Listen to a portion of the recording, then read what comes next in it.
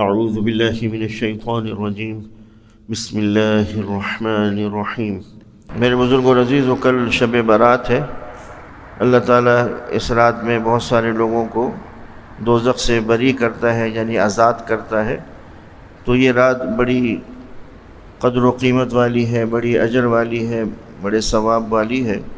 اس رات میں جو کل ہے، اس میں اللہ تعالیٰ آسمان دنیا پر مغرب کے وقت سے، یعنی غروب آفتاب سے آسمان دنیا پر نزول فرماتا ہے اور بندے سے کہتا ہے، مجھ سے رزق مانگ، مجھ سے مغفرت مانگ، مجھ سے عافیت مانگ، مجھ سے صحت مانگ، فلاں چیز جو بھی انسان اللہ سے مانگنا چاہے مانگے۔ اور یہ صبح صادق تک اللہ تعالیٰ یہ ندا دیتا رہتا ہے۔ ویسے تو اللہ تعالیٰ ہر رات کو، یہ تہجد کا جو وقت ہوتا ہے، آخری پہر جو ہوتا ہے، اس میں بھی اللہ تعالیٰ ہر رات کو آسمان دنیا پر نزول فرماتا ہے، لیکن اس رات میں غروب آفتاب سے لے کے صبح صادق تک اللہ تعالیٰ آسمان دنیا پر نزول فرماتا ہے۔ اس رات میں کوئی مخصوص عبادت حضور صلی اللہ علیہ وسلم کی طرف سے نہیں ہے، جیسے کہ ہمارے ہاں کتابوں میں لکھا ہوتا ہے کہ اتنی رکعت پڑھو اور اس رکعت میں اتنی دفعہ یہ سورت پڑھو۔ ایسا کوئی حضور کی طرف سے نہیں ہے۔ کچھ بزرگوں کے اپنے معمولات ہیں جو انہوں نے بتائے ہیں، وہ کرتے رہے ان راتوں میں، لیکن ان کا عمل کوئی سنت نہیں ہے۔ وہ عمل اگر آپ بھی کرنا چاہیں تو کر سکتے ہیں، لیکن سنت سمجھ کے کسی چیز کو نہیں کر سکتے جب تک کہ وہ حضور سے ثابت نہ ہو۔ اپنی ابھی جیسے شب برات میں یاسین شریف پڑھی جاتی ہے، وہ کل بھی پڑھی جائے گی، لیکن یہ بزرگوں کا طریقہ ہے، اس کو سنت نہیں کہیں گے۔ ایک اچھا عمل ہے، کوئی کرے تو ٹھیک ہے، نہیں کرے تو کوئی اس کو یہ کہنا کہ تم نے سنت کے خلاف کیا ہے اور تم جو ہے وہ اس رات کو ماننے والے نہیں ہو، تم کافر ہو اور فلاں ہو، جو ہمارے ہاں ہوتا ہے۔ بہرحال ان چیزوں سے بچنا چاہیے۔ جو عمل کرنا چاہے کرے، اور اس رات میں جو ہمارے ہاں جو ہے وہ یاسین شریف پڑھی بھی جائے گی انشاءاللہ کل۔ تو پہلی دفعہ جو ہے اس نیت سے کہ اللہ اپنے سوا ہمیں کسی کا محتاج نہ بنا۔ دوسری مرتبہ اس نیت سے کہ اللہ میری اور تمام مسلمان بھائی بہنوں کی بلائیں، مصیبتیں، پریشانیاں دور فرما۔ اور تیسری مرتبہ اس نیت سے کہ اللہ مجھے ایسی عمر عطا فرما جو تیری رضا میں صرف ہو۔ اس سے پہلے 6 رکعت نفل پڑھ لیں، تو اس کے بعد یہ 3 دفعہ سورہ یاسین پڑھ لیں، پھر دعا کر لیں۔ اس رات میں عبادت جیسے میں نے آپ کو بتایا کوئی خاص نہیں ہے، نوافل پڑھیں، درود شریف پڑھیں، استغفار پڑھیں، قرآن کی تلاوت زیادہ سے زیادہ کریں اور اللہ سے خوب مانگیں اور سچی توبہ کریں۔ توبۃ نصوحا، اسے سچی توبہ کہتے ہیں۔ وہ توبہ کر کے اللہ تعالیٰ کا قرب حاصل کریں اور اپنی زندگی میں تبدیلی لائیں اور ایک اچھے مسلمان، اچھے مومن بنیں، جو اللہ جیسا ہمیں چاہتا ہے دیکھنا، ہمیں اللہ تعالیٰ ویسا بنا دے۔ تو سچی توبہ کرتا ہے، اللہ تعالیٰ اس کے گناہوں کو بالکل ختم کر دیتا ہے۔ جو اس نے بڑی محنت سے 30 سال، 35 سال، 40 سال کیے ہیں، وہ سارے گناہ اس کے ایک لمحے میں ختم کر دیتا ہے اور اس کو پاک صاف کر دیتا ہے جیسا کہ وہ آج ہی پیدا ہوا ہے۔ اور ان گناہوں کو بھی اللہ تعالیٰ اپنے محض فضل و کرم سے نیکیوں میں تبدیل کر دیتا ہے۔ ان گناہوں کو بھی ضائع نہیں کرتا، ان گناہوں کو بھی اللہ نیکیوں میں تبدیل کر دیتا ہے۔ تو اللہ تعالیٰ ہم سے بڑی محبت کرتا ہے، ہم اس سے محبت نہیں کرتے۔ ہمیں اس سے محبت کرنی ہے، اس کا قرب حاصل کرنا ہے۔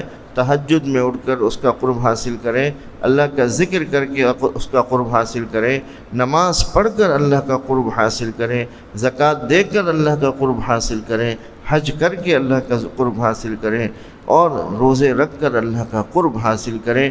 گناہوں سے بچیں، اپنی زندگی کو پاک صاف فرمائیں۔ اللہ تعالیٰ فرماتا ہے، ان اللہ یحب التوابین ویحب المتطہرین، بے شک اللہ توبہ کرنے والوں سے محبت کرتا ہے، اللہ پاک صاف رہنے والوں سے محبت کرتا ہے۔ صاف ظاہری صفائی بھی ہے اور باطنی صفائی بہت ضروری ہے۔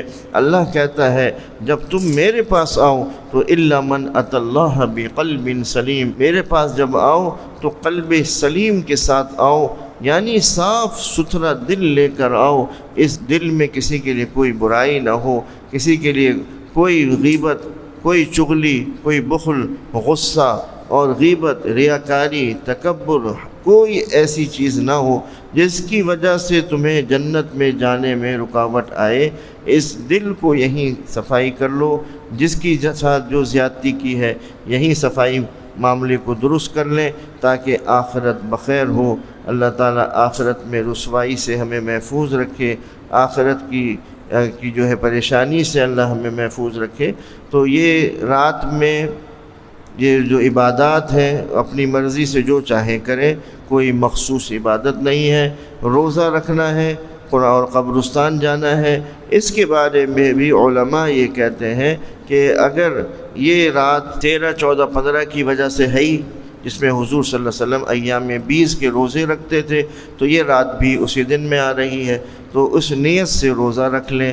اس رات میں شب برات کی وجہ سے روزہ نہیں ہے، لیکن اس رات کی وجہ سے کہ 13، 14، 15 کا روزہ رکھتے تھے حضور صلی اللہ علیہ وسلم، اسی طرح حضور عید اور جمعرات کا روزہ رکھتے تھے، تو یہ روزہ بھی اگر انہی دنوں میں آ رہا ہے تو اس نیت سے روزہ رکھ لیں کہ یہ ہمارے حضور بھی اس رات میں، یعنی اس دن میں جو روزہ رکھتے تھے وہ ایام 20 کے روزے تھے، اس کی وجہ سے ہم بھی رکھ رہے ہیں۔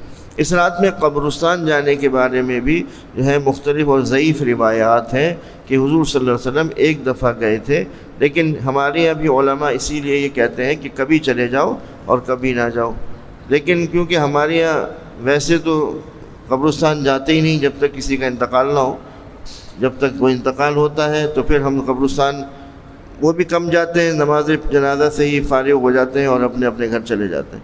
لیکن اس رات میں کیونکہ پورے سال نہیں جاتے ہیں تو اس رات میں چلے جائیں اور فاتحہ پڑھیں، ایصال ثواب کریں، قرآن پاک جتنا بھی پڑھیں، وہاں جا کے سلام کریں، پہلے السلام علیکم یا اہل القبور، یعنی تمام قبور کو سلام، پھر اپنے خاص والد صاحب والدہ ان کو بھی سلام عرض کریں، السلام علیکم والدہ صاحبہ، السلام علیکم والد صاحب، اس کے بعد جو بھی آپ کے بہن بھائی عزیز و اقارب ان سب کو سلام عرض کریں جو بھی وہاں موجود ہیں۔ اسی طریقے سے اس رات میں لوگ پٹاخے پھوڑنا اور آتش بازی کرنا یہ کوئی شریعت میں ایسی چیز نہیں ہے، یہ لوگوں نے ہندوانہ رسمیں یہاں بنا لی ہے، جیسے کہ مہندی ہے اور مایوں ہے، تیجا ہے، 10واں ہے، 40واں ہے، اس کو بھی کوئی ضروری نہیں ہے۔ ایسے یہ بھی چیزیں باہر سے دیکھ کر یہاں پہ جاری ہیں اور لوگ پٹاخے پھوڑتے ہیں، اور اس سے کیا ہوتا ہے؟ اللہ تعالیٰ ناراض ہوتا ہے۔ کیوں؟ اللہ تعالیٰ فرماتے ہیں انہ لا یحب المسرفین، میں اسراف کرنے والوں سے، فضول خرچی کرنے والوں سے محبت نہیں کرتا۔ یہ فضول خرچی ہے جو ہم کر رہے ہیں، جو ہم فضول خرچی کریں گے، چاہے وہ مائیوں میں ہو، چاہے مہندی میں ہو، یا اور کسی بھی تقریب میں ہو، وہ ساری کی ساری چیزیں جو ہے اسراف میں آتی ہیں، اور اللہ ایسے لوگوں سے محبت نہیں کرتا۔ تو یہ رات میں ہے وہ عبادت جو آپ چاہیں کریں، قبرستان جانا چاہیں جائیں، ایسے ہی اس دن رات میں پوری رات جاگنا بھی کوئی ضروری نہیں ہے، تھوڑی دیر جاگ لیا پھر سو گئے، پھر اٹھ گئے، پھر سو گئے، اس طرح سے بھی کر سکتے ہیں۔ اگر پوری رات جاگنے کا شوق ہے جاگیں اور عبادت کریں صحیح معنوں میں اخلاص کے ساتھ۔ مسجدوں میں جانے کی ضرورت نہیں ہے رات کو جاگنے کے لیے، اپنے گھر میں کریں عبادت، نفلی عبادت ہے جو گھر میں کرنی۔ مسجد صرف فرض نماز پڑھنے کے لیے ہے، یا نماز پڑھیں اور عبادت کریں، اور اس کے علاوہ جو بھی چیزیں جو آپ پڑھنا چاہیں، درود شریف، استغفار، وہ ساری چیزیں پڑھ سکتے ہیں۔ کوئی مخصوص عبادت ہمارے حضور کی طرف سے نہیں ہے، جو بھی چاہیں عبادت کریں۔ روزہ رکھنا چاہیں رکھ لیں، لیکن اس نیت سے رکھیں گے۔ قبرستان جانا چاہیں، ایسے ہی ہمارے حضور صلی اللہ علیہ وسلم کا اس بارے میں، اس رات کے بارے میں آتا ہے کہ حضرت عائشہ رضی اللہ تعالی عنہ نے حضور صلی اللہ علیہ وسلم سے پوچھا کہ اگر مجھے معلوم ہو جائے کہ یہ رات شب برات ہے تو میں کیا عبادت کروں یا کیا دعا کروں؟ تو حضور صلی اللہ علیہ وسلم نے فرمایا یہ دعا کرو، اللہم انک عفو تحب العفو فاعف عنا، یعنی اے اللہ تو معاف کرنے والا ہے، معافی کو پسند کرتا ہے، بس مجھے معاف کر دے۔ حضرت مجدد الفسانی رحمۃ اللہ علیہ نے بھی اس رات میں عبادت کی، تو ان کی اہلیہ نے صبح ان سے پوچھا کہ اللہ تعالیٰ نے اس رات میں آپ نے کیا دیکھا؟ کہنے لگے اس شخص کے قلب کی کیا کیفیت ہوگی جس نے اپنے آنکھوں سے اپنا نام لوح محفوظ سے مٹتا ہوا دیکھا۔ اس شخص کے قلب کی کیا کیفیت ہو؟ کہ اس نے اپنا نام لوح محفوظ سے مٹتا ہوا تھا۔ پھر حضرت کا اسی سال وصال ہو گیا۔ حضرت مجدد الفسانی جو کہ سرہند شریف میں ہمارے ایسٹ پنجاب میں آپ کا مزار ہے، لاہور سے کوئی تقریباً 4 گھنٹے کی مسافت پر ٹرین میں، تو یہ حضرت کا مزار ہے۔ تو یہاں پہ بھی کبھی جانا ہو تو حضرت مجدد الفسانی رحمۃ اللہ علیہ، ان کی عمر بھی 63 سال تھی اور نام بھی ان کا احمد، یعنی حضور کا بھی نام احمد ہے اور محمد بھی ہے، تو آپ کا نام بھی۔ صرف فرق یہ ہے کہ وہ ولی ہیں اور حضور صلی اللہ علیہ وسلم نبی ہیں اور خاتم النبیین ہیں اور سب سے اولو العزم پیغمبر ہیں، تو بس فرق یہ ہے۔ لیکن آپ کی تمام عادات، اتنی شریعت کی پابندی تھی، یعنی ہر کام جو کرتے تھے وہ حضور کی پیروی کے مطابق کرتے تھے، تو اللہ تعالیٰ نے ان کو بہت نوازا تھا اور ان کی وجہ سے ہندوستان میں دین کی اشاعت ہوئی، دین ختم ہو رہا تھا، برباد ہو رہا تھا۔ آپ کے آنے سے اللہ تعالیٰ نے اس کو ایک نئی جو ہے تر و تازگی پیدا دی ان کی وجہ سے، اور دین کے جو ہے دوبارہ ایک نئی شکل پیدا ہوئی، ورنہ تو دین ختم پہ تھا اکبر کی وجہ سے۔ اکبر بادشاہ نے وہاں جو برائیاں پھیلائی تھیں اور گائے کو حرام کر دیا تھا، پیشاب کو حلال کر دیا تھا، شراب کو حلال کر دیا، اور غلط چیزوں کو، یعنی جو حلال چیزیں تھیں ان کو حرام کر دیا اور حرام کو حلال کر دیا۔ یہ آپ کا ایک طریقہ تھا، لیکن اللہ تعالیٰ نے آپ کی وجہ سے دین کو بڑی استحکام عطا فرمایا، مضبوطی عطا فرمائی۔ اللہ تعالیٰ ہم سب کو اس رات میں جو کل آ رہی ہے ہمیں عبادت کی توفیق عطا فرمائے، سچی توبہ کی توفیق عطا فرمائے۔ آخر دعوانا ان الحمد للہ رب العالمین۔